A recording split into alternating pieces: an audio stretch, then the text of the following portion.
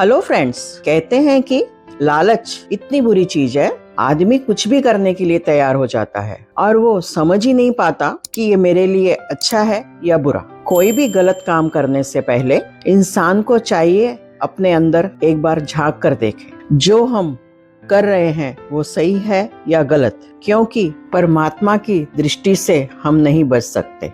हम जो भी कर्म करते हैं, अच्छा या बुरा, उसका फल हमें कहीं ना कहीं भुगतना ही पड़ता है। आज आपको एक ऐसी कहानी सुनाते हैं, लालची राजपुरोहित की। एक समय की बात है, राजा भोज की सभा में एक व्यक्ति ने आकर प्रश्न किया, जिसमें फंसकर मनुष्य निकल न सके ऐसी दलदल कौन सी।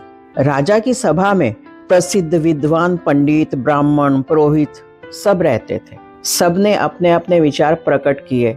सभी एक दूसरे से सहमत नहीं हुए और कोई भी सही उत्तर दे नहीं पाया। राजा भोज ने अपने राजपुरोहित को बुलाकर कहा कि तुम सबसे महान और विद्वान हो, तुम अगर इस प्रश्न का उत्तर देते हो तो ठीक है, नहीं तो कत्ल करवा दिए जाओगे। उस राजपुरोहित ब्राह्मण ने कहा कि मुझे 7 दिन का टाइम दिया जाए, 7 दिन तक मैं आपको इस प्रश्न का उत्तर दे दूंगा। उस ब्राह्मण को सोचते हुए 6 दिन बीत गए।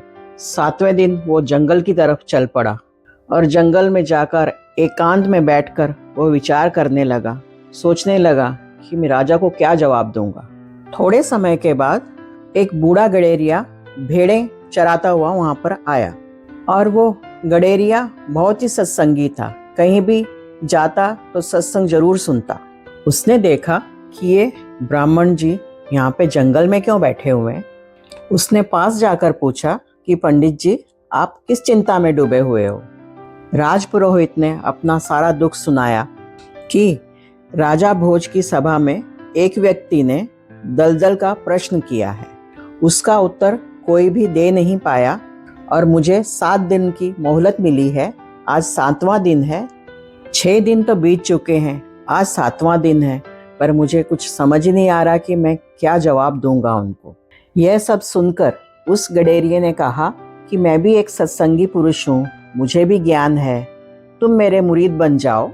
मेरे पास एक सर्वोत्तम वस्तु है जिसे पारस कहते हैं, और ये पारस पत्थर या तो अपने शिष्य या अपने पुत्र को ही दिया जाता है, इसलिए अगर तुम मुझे गुरु मानकर शिष्य बनते हो तो ये मैं तुम्हें दे दूंगा।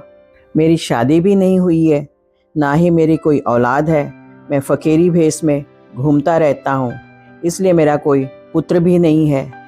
अगर तुम मेरे शिष्य बनते हो तो ये पारस पत्थर मैं तुम्हें सौंप दूंगा। और ये पारस इतनी विचित्र वस्तु है कि तुम्हारी 7 पीढ़ियां बैठकर खाएंगी तो भी समाप्त नहीं होंगी। तुम्हें किसी के भी यहाँ नौकरी करने की जरूरत नहीं है। इन बातों को सुनकर वो ब्राह्मण शिष्य बनने को तैयार हो गया। गडेरिये ने कहा, यदि तुम मेरे शिष्य बनने के लिए तैयार हो तो मैं अपनी भेड़ का दूध निकाल कर पहले स्वयं पीऊंगा, तत्पश्चात तुम्हें प्रसाद दूंगा। यदि तुम पियोगे तो मैं तुम्हें वो पारस पत्थर दे दूंगा। ब्राह्मण ने कहा, मुझे भेड़ का दूध पीना मना है, फिर तुम मुसलमान हो, तुम्हारा जूठा दूध कैसे पीऊंगा। ब्राह्मण की बात सुनकर गडेरिये ने कहा, तो ठीक है, और वो उठकर चला गया। वो ब्राह्मण सोच में पड़ गया कि अब क्या करूं। मन में सोचने लगा, कोई बात नहीं, पी लेता हूँ, पीने के बाद प्रायश्चित कर लूंगा और राजा की नौकरी से हमेशा के लिए छूट जाऊंगा। ये सब विचार करने के बाद ब्राह्मण फिर उस गडेरिये के पीछे गया और उससे कहने लगा कि आप भेड़ का दूध निकाल कर मुझे दे दीजिए, मैं पी लूंगा, लेकिन वो पारस पत्थर मुझे दे दीजिएगा आप। यह सुनकर उस गडेरिये ने कहा कि वो समय बीत गया, अब दूध मैं पीकर अपने कुत्ते को पिलाऊंगा, फिर तुम्हें दूंगा। अगर तुम पी लोगे तो तुम्हें पारस पत्थर दे दूंगा। वो ब्राह्मण फिर सोच में पड़ गया कि अब क्या करूं। ब्राह्मण सोचने लगा कि दुकान पर भी दूध पड़ा होता है, कुत्ते बिल्लियां पीते हैं, कोई बात नहीं, चलो मैं पी लूंगा। सभी पापों का प्रायश्चित मैं इकट्ठा ही कर लूंगा, पर ये पारस आने के बाद मेरे पुत्र पोतरे सब सुखी हो जाएंगे।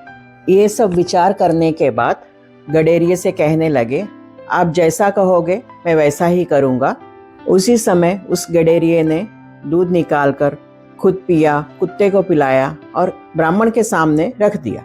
जब वो दूध ब्राह्मण ने पीने के लिए उठाया तो उस गडेरिये ने हाथ पकड़ लिया। उसने कहा, पुरोहित जी, यह पीना नहीं है, यह तो मैंने आपके प्रश्न का उत्तर दिया है आपको। यह लोभ रूपी दलदल है जिसमें मनुष्य फंसकर धर्म अधर्म का विचार करता ही नहीं है। यह सब समझाने के लिए ही मैंने ये खेल रचा आपके लिए। इस चीज को ही कहते हैं दलदल। पंडित जी ने हाथ जोड़कर उस गडेरिये का शुक्रिया अदा किया और कहा कि आपने मुझे लालच की दलदल से बाहर निकाल दिया। इसीलिए कहते हैं कि लालच बुरी बला है। हमारे पास बहुत कुछ होता है, पर ज्यादा पाने के लालच में हमारे पास जो होता है वो भी हम गंवा बैठते हैं। अगर आपको यह वीडियो पसंद आया हो तो सब्सक्राइब, लाइक जरूर कीजिएगा।